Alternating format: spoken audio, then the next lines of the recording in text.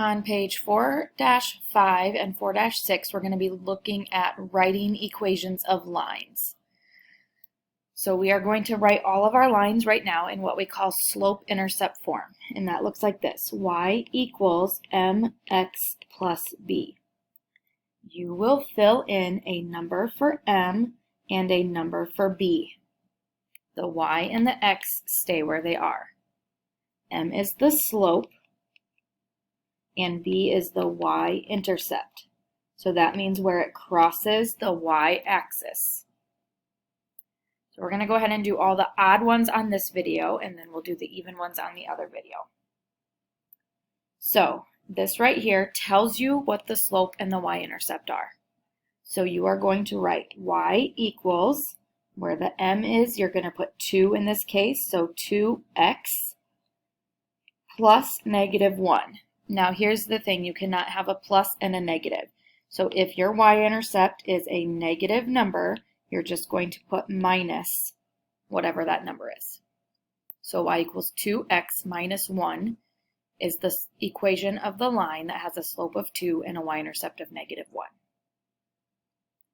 Number 3 would look like this. Y equals, your slope is negative 3, don't forget to put the x with it, positive 2, so plus 2.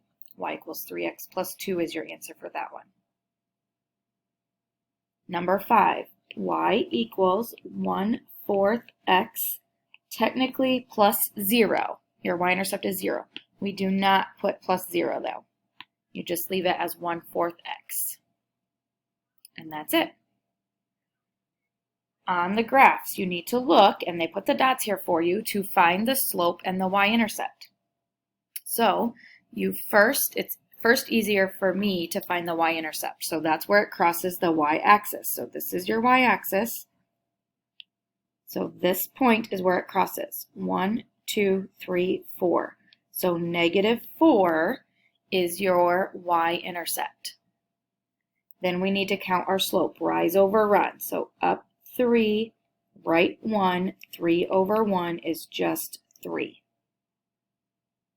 So then y equals 3x minus 4.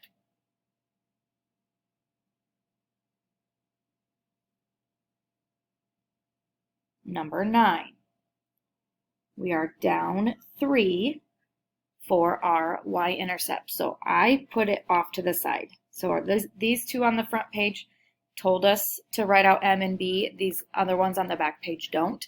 So I personally would take the time to do that. So b is negative 3. My slope, if you want to start from here, you would notice you go down 2 and then left 5.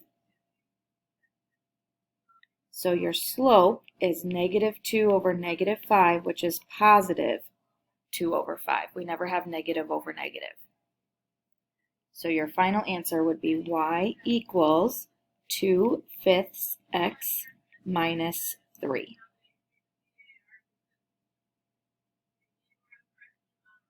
For number 11, again, figure out where it crosses the y-axis. 1, 2, 3, 4, 5. Up 5, so positive 5.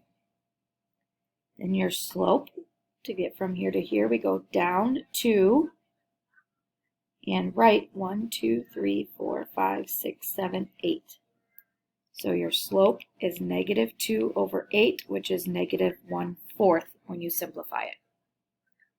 So your equation, your answer is y equals negative 1/4, the x goes with that one, plus 5.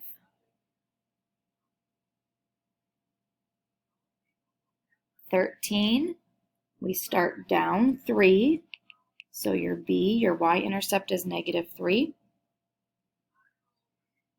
If we go here, we go up 1, 2, 3, 4, 5, 6, 7, 8.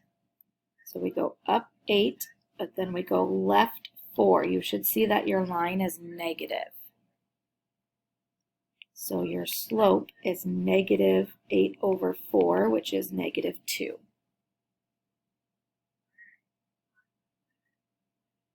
And again, you don't have to use the points they give you. If you look here, you can see down 2 over 1 is your slope. So you could have counted it just like that. Your equation then, your answer is y equals negative 2x minus 3.